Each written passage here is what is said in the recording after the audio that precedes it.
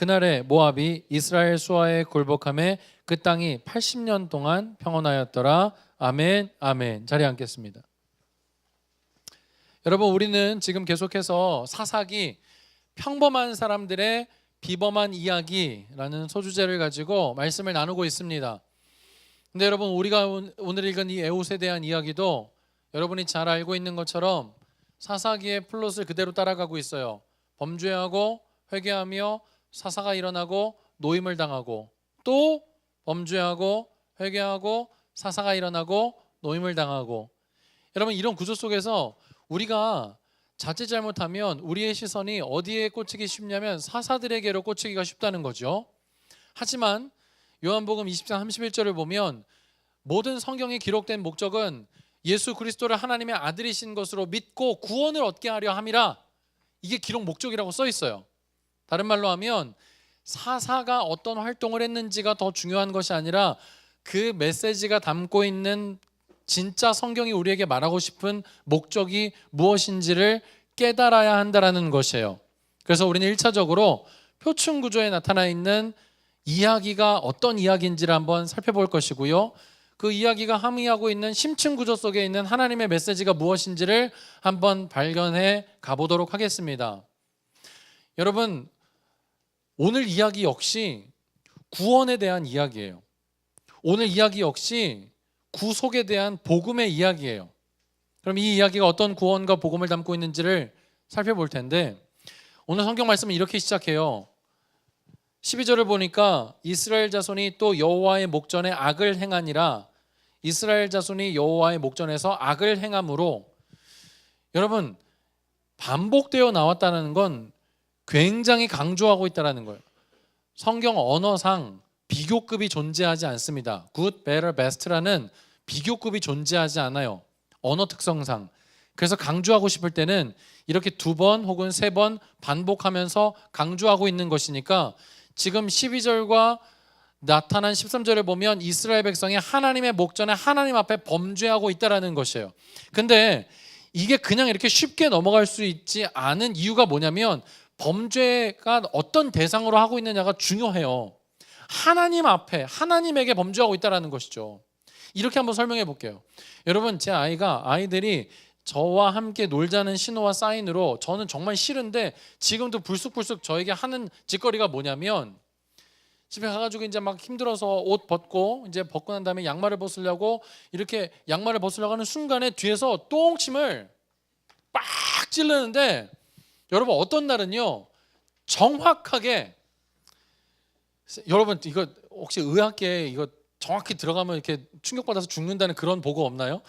없답니다. 그런 게 있어야 얘네들을 앉혀놓고 아빠가 잘못하면 죽을 수도 있어. 여러분, 이런 내용을 가르칠 수 있는데 아직 없답니다.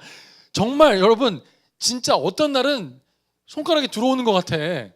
그러면 이 머리 끝까지 그냥 짜릿하면서 정말 정신이 번쩍 난다는 거죠. 근데 그게 아들이 아버지에게 하는 거니까, 특별히 저는 아이들에게 친구처럼 하는 아버지니까 용납될 수 있지만, 그 하던 버릇을 가지고 우리 애들이 본당에 왔다 갔다 하다가 오종현 목사님이 계단을 올라가시는데 뒤에서 담임 목사님 거기가, 야, 그러면 어떻게 돼? 큰일 나는 거예요, 여러분. 그러니까 이게 무슨 말이냐면, 대상이 누군가에 따라서 똑같은 행동인데 대상이 누군가에 따라서 그에 대한 처벌은 완전히 달라진다는 거죠. 하물며 여러분, 하나님 앞에 범죄하고 죄를 지었다라는 것은 사형이라는 말이에요. 사형. 그냥 우리가 이스라엘 백성이 12절을 보면서, 이스라엘 백성이 하나님 목전 앞에 죄를 지었구나, 이스라엘 백성이 하나님 여호와의 목전에 악을 행하였다, 이게 2번 성경이 반복해 놓은 이유가 뭐냐면, 그들이 극강무도한 죄를 지었다는 것과 함께 이들은 하나님 앞에 사형이라는 거예요. 죽는다는, 죽여야 마땅하다라는. 똥침한다고 죽이지는 않지만 이스라엘 백성이 지금 하나님 앞에 있는 이 죄악의 모습들은 완전히 죽어 마땅한 죄악의 형태 가운데 지금 있다라는 거죠. 이걸 우리가 알아야 돼요. 그래서 하나님이 그들 앞에, 여러분, 어떠한 일을 행하시냐면 모압 왕 에글론이라는 사람을 강성하게 만듭니다. 그리고 그 강성함을 통하여서 18해 동안이나 18년 동안이나 그들의 속국이 되게 만들어요. 근데 여러분 이렇게만 생각하면 이 모압 왕 에글론이라는 사람이 굉장히 강성하여졌기 때문에 그 강성함을 통하여 이스라엘 백성을 굉장히 괴롭히고 힘든 시간을 주고 어렵게 했고 이 백성이 정말 고통 가운데 있었구나라고 생각하기가 쉬운데, 여러분 오늘 성경을 가만히 면밀히 살펴보면 모압 왕이 이스라엘 백성들을 그렇게 하드 타임으로 이렇게 괴롭혔다라는 표현 자체가 그렇게 나와 있지가 않아요. 그렇게만 접근해야 될 것이 아니에요. 나라를 잃은 고통이라든지 혹은 그들에게 모압 자손들에게 고통과 괴로움을 당함으로 인해서 먹고 살기가 너무 힘들었다라든지 그런 관점으로만 치부하여 볼 필요가 없다라는 거죠. 이 의미에 대해서는 뒤에 조금 이따 알려드릴게요. 여러분 그래서 18년 동안이나 그들에게 공물을 바치고 있었던 에훗이 어느 날 갑자기 이상한 생각이 들었는지 그의 마음에 회가닥 변하여서 모압 왕 에글론을 죽이기로 마음으로 먹습니다. 근데 성경에 오늘 뭐라고 표현되냐면 베냐민의 족속이라고 되어 있어요. 이게 말하면 오른손의 자손이거든요. 벤이 아들이고 야민이 오른손인데 오른손의 자손에게서 왼손잡이 에훗이 지금 은밀하게 준비되고 있는 거예요. 근데 이 왼손잡이라는 말의 원래 뜻은 오른손이 마른 자, 오른손이 다친 자 이런 뜻이에요. 그러니까 생각해 볼 건데 에훗은요 장애인이었을 가능성이 높습니다. 그도 그럴 것이, 여러분 한 나라의 왕 앞에 공물을 바치러 나가는 어떤 사람들의 속국에 공물을 바치러 온 사람들에게 몸 수색도 안 하고 그냥 왕 앞에 보낸다는 게 말이 안 되잖아요. 그리고 한 규빗이라면 얼마나 되냐면 한 하박을 뜻하는데 약 45cm예요. 칼이 45cm면 치명적이라는 거죠. 이거는 그냥 소매 같은 데 잠깐 숨기고 들어와가지고 찔렀을 때 살 수도 있는 정도가 아니라 여러분 45cm의 중검 정도 되는 거예요. 45cm의 칼이 들어오면 당연히 죽을 수밖에 없지 않겠습니까?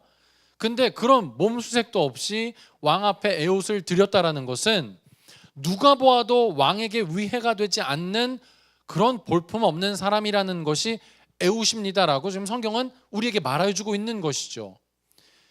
그래서 여러분 에훗이 딱 들어가서 이렇게 말합니다. 공물을 바치고 나왔다가 야 니네는 다시 돌아가라. 나는 다시 왕한테 할 말이 있어. 그리고 어쩐 일인데 에훗만 돌아와요? 그러고 난 다음에 왕에게 뭐라고 표현하냐면 제가 은밀하게 할 말이 있습니다 라고 했더니 여러분 그 왕이 같이 있던 자들을 다 물리는 거예요. 여러분 이 왕은 은밀한 것을 좋아하는 사람일까요? 아닐까요? 틀림없이 좋아하는 사람이에요.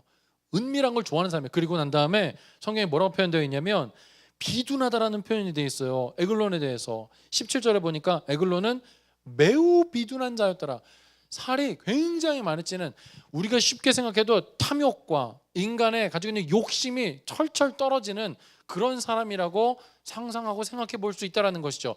에훗이 그 앞에 서서 은밀한 일을 지금 제가 말하려고 합니다라고 했을 때 그 좋아하는 그 왕이 은밀한 일을 듣기 위해 일어서는 그 순간에 칼을 꺼내어서 푹 찔러 넣었는데 여러분 보통 상황이라면 칼이 들어가면 뭐가 나와야 돼요? 피가 나와야 되는 게 정상적이죠.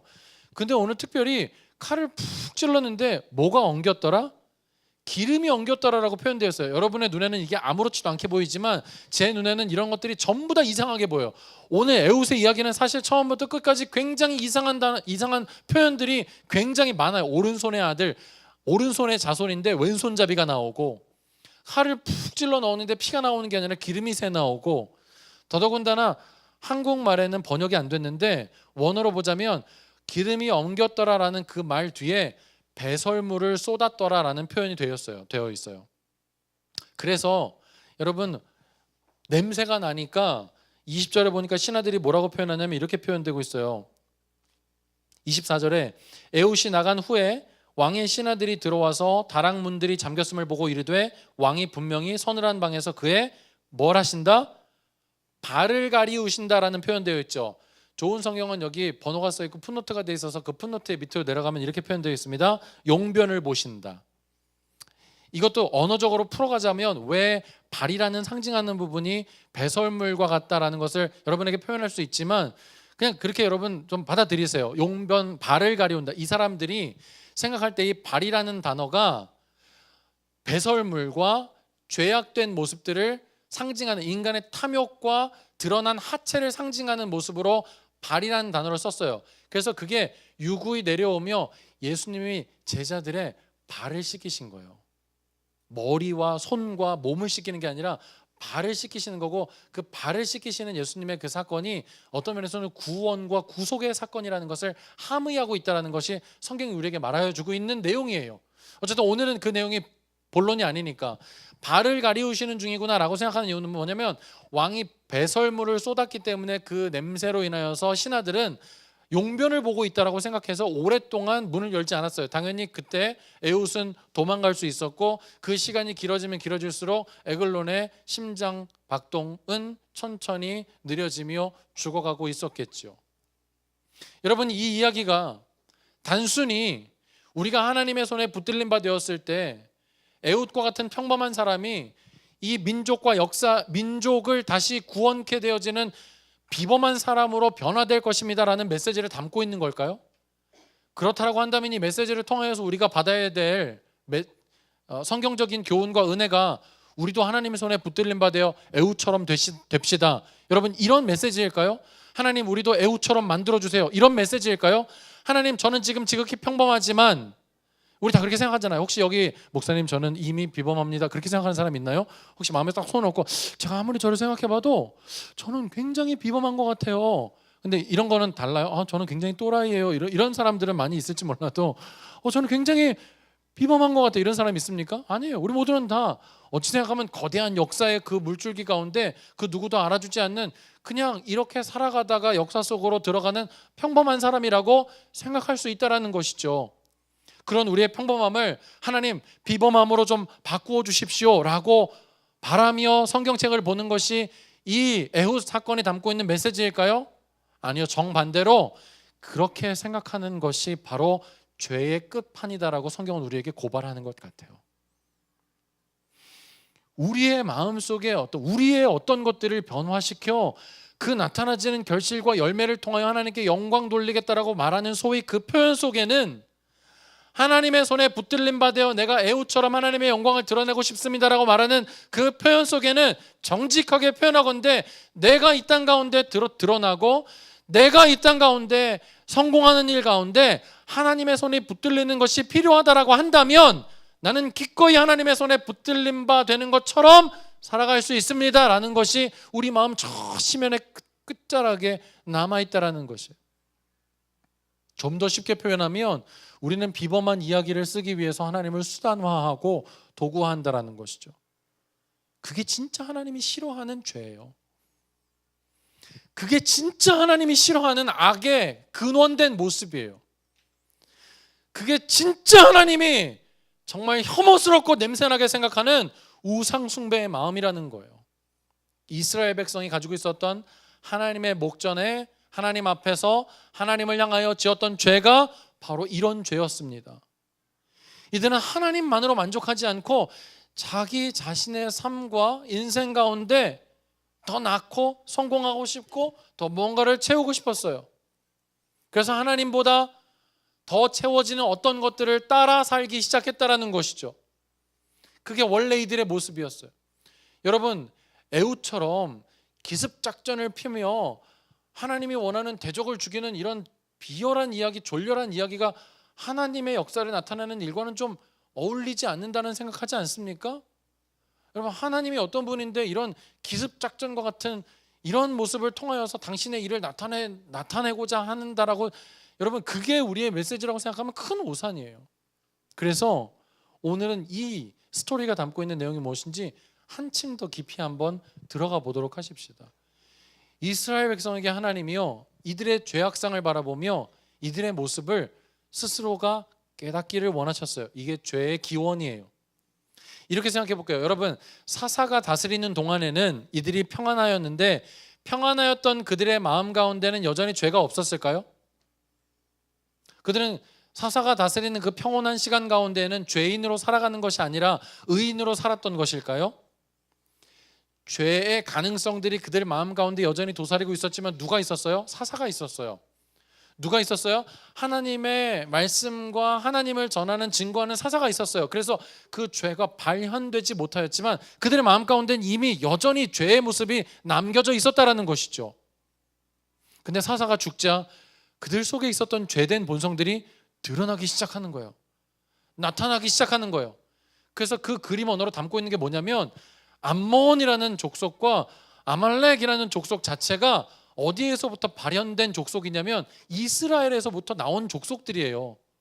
암몬과 모압은요, 롯이 그 딸들과 상관하여 낳은 죄의 결과물로서의 자손들이고요. 아말렉은요, 에서의 아들의 첩의 아들입니다. 그게 아말렉이에요. 이스라엘에게서부터 나온 족속들이라는 거죠.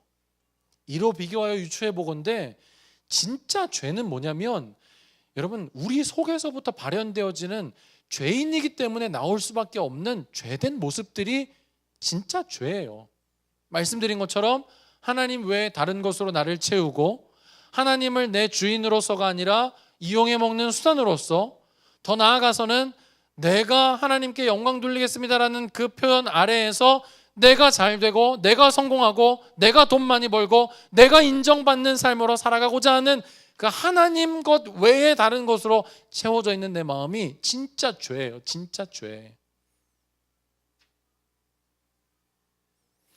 그러니까 우리가 죄와 싸운다라고 말할 때는요, 여러분 물론 이 영적 싸움과 이 외부에서부터 오는 패역한 세상과의 싸움이기도 하지만 더 근원적이고 궁극적인 죄는 뭐냐면 내 속에 여전히 잠재하고 있는 하나님을 기뻐하지 않는 죄된 속성들이 아직도 내 속에 드글드글하는 그 모습을 바라보는 것, 그게 필요하다라는 거죠.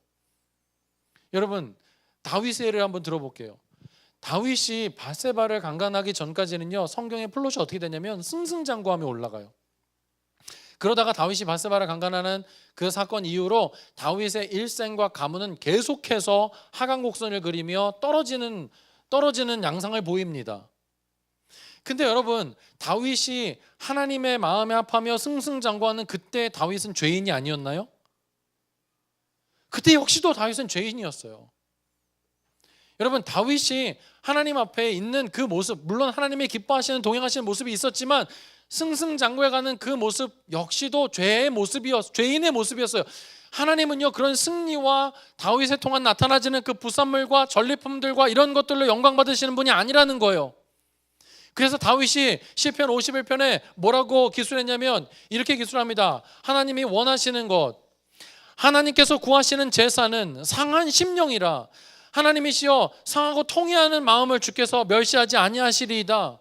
시편 51편 17절에 이렇게 써 있어요. 하나님이 원하시는 것은 제사가 아니라 상한 심령이구나라는 걸 깨달았어요. 어느 순간에 밧세바를 강간하고 난 이후에 나는 원래부터 나타나지는 어떤 내가 잘못했던 사건화되어 있는 죄만이 죄가 아니라 내 존재 자체가 하나님을 거부하는 죄의 총화였구나, 죄의 집합체였구나, 나는 죄밖에 없는 것이었구나라는 걸 깨달은 거예요. 그래서 하나님 앞에 내가 설 수 있는 존재가 아니었구나. 주여 나를 떠나옵소서. 오라 곤고한 자로다. 내가 이 사망의 몸에서 누가 나를 건져내랴. 부끄러움을 알고 하나님의 거룩하심이 나와 어울리지 않는다라는 걸 알고, 그래서 그 하나님의 존재 앞에 무릎을 꿇어 엉엉 울 수밖에 없는 존재적 부인을 깨닫는 것이 바로 상한 심령이라는 거예요. 하나님이 원하시는 건 제사가 아니라는 거죠. 다윗이 그걸 깨달았어요. 그래서 시편 51편에 그렇게 기술한 거예요. 그런데 여러분, 다윗이 승승장구하며 자랐던 그때보다 오히려 그의 삶에 하나님, 내가 정말 하나님이 없으면 안 됩니다, 나는 이렇게 죄인입니다라고 느끼며 살았던 후반부에 지었던 그 수많은 시편들의 고백들을 바라볼 때 오히려 하나님이 진짜 원하시는 건 승승장구하는 다윗의 모습이 아니라 상한 심령을 가지고 있는 다윗이었는지 모르겠다라는 마음이 깊이 저에게 들어와요. 여러분, 하나님이 우리에게 원하시는 것은 우리가 하나님 앞에 얼마나 많은 종교적 제사를 드림을 통하여서 얼마나 많은 잘 되는 우리의 모습을 통하여 하나님께 나아가는 그런 우리의 모습이 아니라, 여러분, 하나님 앞에 통회하며 자복하는 상한 심령이라는 거죠. 이 죄가 우리를 전복했어요. 이 상황을 오늘 성경에 어떻게 표현하고 있냐면 이렇게 표현하고 있어요. 에글론이 암몬과 아말렉 자손들을 모아 가지고 와서 이스라엘을 쳐서 종려나무 성읍을 점령한지라. 여러분, 종려나무 성읍이 어디죠? 종려나무 성읍? 여리고. 여러분, 여리고를 이스라엘 백성이 점령할 때 어떻게 점령했습니까? 뛰어난 전술이었어요? 뛰어난 무기였어요? 엄청난 인해 전술이었습니까? 여러분, 이스라엘 백성이 여리고성을 점령할 때 뭐가 유일한 승리의 수단이었어요? 은혜. 여러분, 이 행렬이 여리고성을 나갈 때는요, 이 행렬은 예배의 행렬이었어요. 그들이 여리고성을 이렇게 돌 때는요, 아무 소리도 나지 않고 그저 제사장의 뿔 나팔 소리만 유일하게 들리면 그 청아한 소리를 들으며 이스라엘 백성은 아무것도 하지 않고 걸었었던 것뿐이에요. 그런데 하나님이 은혜로 그 여리고성을 수복하게 하고 점령하게 한 것이죠. 은혜가 있어야 될 그 자리에 지금 누가 점령한 거예요? 모압 왕 에글론과 아말렉 족속들이 지금 자리를 차지하고 있는 거예요. 우리식대로 표현하면 뭐예요? 인본주의적인 마음, 만모니즘적인 물질주의, 성공주의가 그 자리를 대신하고 있다는 것이죠. 이게 죄예요. 하나님 우리에게 진짜 원하시는 건 그런 인간적인 모든 것들을 다 내려놓고 내가 여전히 하나님 앞에 하나님의 은혜가 필요한 자입니다라고 고백하는 우리의 상한 심령의 고백을 원하신다라는 것이죠. 여러분, 이스라엘 백성이 18년 동안이나 그 에글론의 지배를 당하면서 인간이 가질 수 있는 그 탐욕의 끝판을 보지 않았을까 싶어요. 도덕적인 타락과 인간이 얼마나 부패하여 추할 수 있는지에 대한 모습을 이스라엘 백성들이 아마 바라본 것이 아닌가 싶고요. 그게 우리가 추구하는 모습이었구나라는 걸 깨닫지 않았을까 싶어요. 왜? 이스라엘 백성이 하나님을 섬기지 않고 하나님 외에 다른 것으로 섬기고자 했던 모습의 끝판 모습이 바로 인간 왕이잖아요. 그래서 오늘 에글론 왕이 등장하는 거예요. 하나님 없는 인생의 끝판 왕. 그런데 그 모습을 바라볼 때 이스라엘 백성들이 이게 아니구나라고 부르짖기 시작했어요. 이 부르짖다라는 표현 자체가 바로 상한 심령이고 주님 앞으로 돌아온다라는 표현이죠. 그래서 하나님은요, 그의 부르짖음 앞에 에훗이라는 사람을 준비시켰다라고요. 에훗은 18년 동안이나 공물을 바치던 사람이에요. 에글론한테. 여러분, 신약 시대로 표현하자면 세리장이라는 뜻이에요. 좋은 사람이 아니에요. 어떻게 하면, 여러분, 역대 역사를 보건대 세금을 걷어 바치는 사람이 자기의 유익을 포기하고 백성들을 생각하며 세리장으로 있었던 때는 없었어요. 18년 동안이나 그 짓을 했던 에훗이 초자연적인 하나님의 은혜로 평범했던 그 인생이 비범한 스토리의 인생으로 지금 다른 인생을 써가는 거죠. 지금까지는 에훗이 자기의 스토리를 써왔다면 하나님의 그 부르짖음을 들으시고 하나님의 남긴 자들을 선택하셔서 뭐라고 했냐면 하나님의 지필하고 기록하시는 하나님의 스토리가 지금 에훗의 인생 가운데 써지고 있다는 것이에요. 그래서 오늘 그 인생이 어디에 남겨져 있는 것입니까? 성경에 남아 기록되어 있는 것이에요. 에훗이 에글론 왕을 찔렀을 때 그 칼이 들어가며 기름이 엉겼어요. 근데 여기서 말하는 기름은요, 어떤 용어냐면 피가 나왔다라는 말이 아니라 기름이 엉겼다라는 이 표현은 뭘 상징하고 있냐면 수없이 드려졌던 제사를 지금 상징하고 있는 거예요. 죄를 없애기 위해, 하나님 앞에 떳떳하기 위해, 내가 뭔가를 드렸다라는 보람을 찾기 위해 우리 인간의 모습으로 반로하며 하나님께 나아갔던 수많은 제사들, 그 제사들이 바로 이 기름이라는 표현 속에 담겨져 있어요. 여러분, 레위기 3장을 보면 만일 여호와께서 예물로 드리는 화목제의 제물이 양이면 수컷이나 암컷이나 흠없는 것으로 드릴지며 만일 그의 예물로 드리는 것이 어린 양이면 그것을 여호와 앞으로 끌어다가 그 예물의 머리 안수하고 회막 앞에서 잡을 것이요 아론의 자손은 그 피를 제단 사방에 뿌릴 것이며 그는 그 화목제의 제물 중에서 여호와께 화제를 드릴지니 그 기름 곧 미골에서 벤 기름진 꼬리와 내장에 덮인 기름과 내장에 붙은 모든 기름 두 콩팥과 그 위에 기름 곧 허리 쪽에 있는 것과 간에 덮인 커플 콩팥과 함께 떼어낼 것이며 그 떼어낸 것들을 가지고 제사장은 뭘 합니까? 제단 위에 불사를 지니 이는 화제로 여호와께 드리는 음식이니라. 여러분, 이스라엘 백성 가운데 있었던 그 기름은 뭐냐면, 수없이 드렸던 그 제단의 제물들은 뭐냐면 하나님이 기뻐하시는 게 아니었어요. 그래서 여러분, 사무엘서를 보면 뭐예요? 내가 제사보다 뭘 기뻐한다? 순종이 제사보다 낫다라는 거예요. 하나님의 음성을 듣는 그것이 필요하다라는 것이죠. 오늘 이 이스라엘 백성 가운데 에글론이 제거하여졌다라는 것은 무엇을 뜻합니까? 은혜로 서 있었던 그 이스라엘 백성이 궤도 이탈을 했었는데 이제 다시 그들의 모든 자신의 전리품과 같은 삶의 것들을 다 내려놓고 다시 은혜의 자리로 돌아가겠습니다라고 말하는 그 은혜의 자리로 돌아가는 데에는 그리스도 예수의 보혈과 하나님의 함께 하심 외에는 다른 것이 없습니다라는 그 은혜의 자리를 회복하는 것, 그게 오늘 에웃이라는 사람의 삶의 이야기가 담고 있는 메시지라는 것이에요. 사랑하는 여러분, 지금은 성경이 쓰여지지 않아요. 성경은 종결되고 끝났어요. 그래서 우리의 평범한 인생이 성경으로 쓰여지지는 않습니다. 하지만 오늘 이 시대에도 평범하게 그지없던 우리의 삶 속에 하나님이 쓰시는 지필이 시작되기 시작하면 그 평범했던 스토리가 비범한 스토리로 변화되는 거예요. 그런데 그 비범한 스토리는 우리가 원하는 것만큼 우리가 비범해지는 것은 아닌 것 같아요. 때때로는 우리가 지금의 평범한 모습이 그대로 유지될 수도 있어요. 좌절하고 답답하고 실망하고. 여러분, 지난주에도 신방을 하면서 아이들의 입술을 통해서 나타나지는 이런 표현들이 어떤 표현들이냐면, 목사님 답답해요, 목사님 갑갑해요, 목사님 마음이 무너져요, 목사님 제가 굉장히 작아지고 있어요, 이런 표현들이었어요. 하지만 어쩌면 우리 삶에 그 작아질 수밖에 없음을 느끼는 그 순간에 정말 하나님이 내 인생을 붙잡고 있다고 생각한다면, 비록 내 눈에 보여지는 아무런 것들이 나타나지 않더라도 믿음으로 내 인생 하나님이 써주고 있다는 것을 믿고 나아가는 것이죠. 그게 여러분 비범한 스토리의 주인공이 되는 것이에요. 우리 스스로가 비범해지려고 여러분 요청하는 것은 정말 세상적인 요청이에요. 세상적인 요청이 바로 그런 거예요. 네가 비범해지지 않으면 넌 도태될 거야. 네가 비범해지지 않으면 너는 경쟁에서 질 거야. 네가 비범해지지 않으면 너는 패배한 인생을 살아갈 수밖에 없을 거야. 네가 비범해지지 않으면 너는 남다르지 않으면 너는 이 땅 가운데 행복해질 수 없을 거야 라고 끊임없이 던지는 그 메시지가 뭐예요? 암몬이고 에글론인 것이에요. 그거에 은혜 받고 하루하루 정말 죽을 똥살똥하며 살아가는 그 모습들, 하나님이 그 모습 기뻐하실까요? 하지만 여러분, 그걸 더 뛰어넘어서 내 삶의 스토리가 하나님의 손에 붙들린 펜이 되어 하나님의 스토리를 쓰고 있다고 생각한다면, 나라는 인생을 통하여 이 땅 가운데, 이 패역한 세대 가운데 하나님이 어떤 스토리를 쓰실지 내가 지금 사용되고 있다면, 여러분 그런 내 인생 막 살 수 있어요? 막 허비할 수 있어요?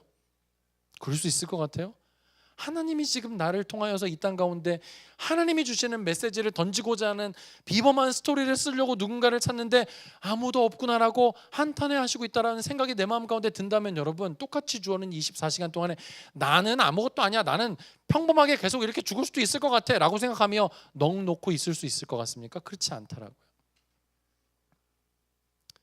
사랑하는 여러분, 기도해도 안 될 수도 있어요. 아니, 안 되는 것처럼 보여질 때가 훨씬 더 많아요. 하지만 그렇다고 하나님이 일하시지 않는 것은 아닙니다. 우리가 기도한 그 기도대로, 우리가 기도한 그 때와 우리가 기도한 그 방법대로 하나님이 일하여 주시지 않을 수도 있어요. 아니, 않는 경우가 더 많죠. 우리는 늘 우리 욕심대로 구하는 기도가 더 많으니까. 하지만 진짜 중요한 건 뭐예요? 그럼에도 불구하고 내 삶의 스토리는 하나님이 쓰고 있다라는, 하나님이 지필하고 있다라는 그 생각으로 주님 앞에 나가는 것. 오늘도 내 마음속에는 남아있는 게 상한 심령밖에 없어요. 왜 이렇게 나는 안 될까? 왜 이렇게 나는 해도 안 될까? 왜 이렇게 나는 한계에 부딪힐까? 왜 이렇게 내 인생은 꼬일까? 왜 이렇게 나는 점점 더 어려운 길로 코너에 몰릴까? 그런 인생이 우리의 인생일 수 있어요. 하나님 왜 난 안 되지요? 라고 하나님께 나와 부르짖으면 원망할 수 있어요. 원통해할 수 있어요. 하지만 오늘 원하는 하나님께서 진짜 기뻐하시는 마음은 그 상한 심령이라는 거예요. 오늘 예우스의 스토리는요, 그 이야기를 담고, 은혜를 담고 있어요. 상한 심령에 대한 이야기를 담고 있어요. 그래서 오늘 이 스토리가 바로 복음이 될 수 있다는 것입니다. 사랑하는 여러분, 우리의 인생도 하나님께 그렇게 붙들린 바 되기를 원합니다. 우리의 평범한 삶의 스토리가 어떤 그 누군가에게 하나님이 던지는 메시지가 될 수 있는 그 자리에 우리의 삶을 드릴 수 있기를 원해요.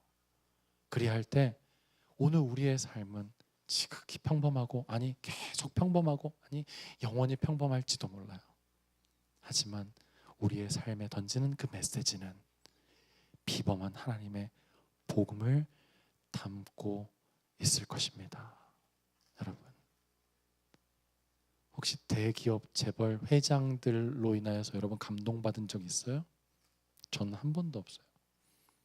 근데 평생을 모아 폐지를 주어 그 물질 학교에 갖다 장학금으로 내시는 노모의 그 주름진 손, 저는 그거에 감동받은 적이 여러 번 있어요.